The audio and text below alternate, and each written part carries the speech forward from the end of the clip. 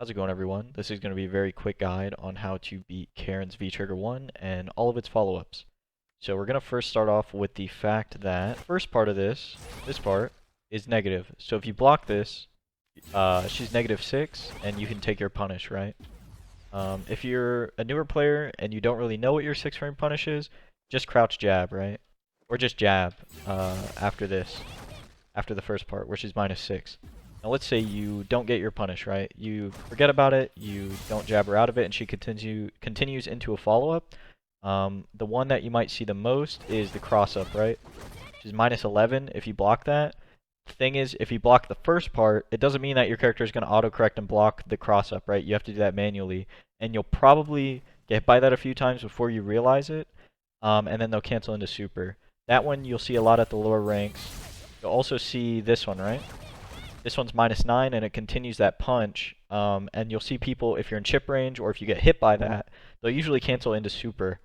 And then another one is this one that hits you low. So you just have to look out for that. If you forget that this is -6, sorry, if you forget that that part is -6, and she goes into the follow-up, just block low. The other one is going to be the overhead, and then the command grab. And then the one where she like pulls back, right? This one, you'll see like higher level players do this a lot if you're watching, tournaments and stuff, because they're trying to hit confirm this first part into the follow-up, and if they don't, then they just pull back out of it. And it's the safest option. The best option for defending against these follow-ups, let me go ahead and show you, is to guard all, crouch, is to just down back, right? So if you block this first part, obviously, jab, do whatever you know that your character can do from a crouching position or from a standing position. If you're a newer player, I suggest just jabbing here, like I said. But yeah, this will block most of her follow-ups. So even the command grab, this lower level players love abusing this because people don't really know all of her follow-ups unless you play her or you really take the time to look at all of them. And a lot of people learn by just playing the game. So at the lower ranks, nobody's going to really know that this is a command grab.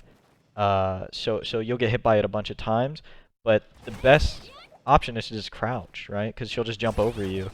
The only follow-up you need to worry about while you're down back blocking is the overhead and then the cross-up. Because if you don't switch your blocking to the other side to block cross-up, then obviously you'll get hit.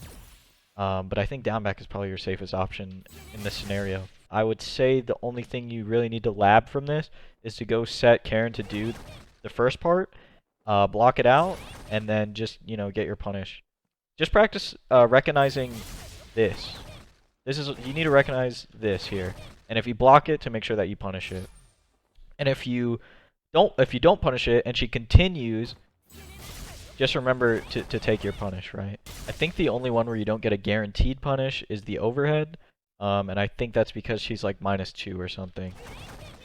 So at intermediate levels, people who still really rely on this Vtrigger will usually go into the overhead, at least in my experience, because they know that it's -2, and they can sort of, they just lose the pressure, basically. You just take your turn back instead of them getting hit. So yeah, I think that's it. If you guys have any questions, please let me know, and please consider subscribing.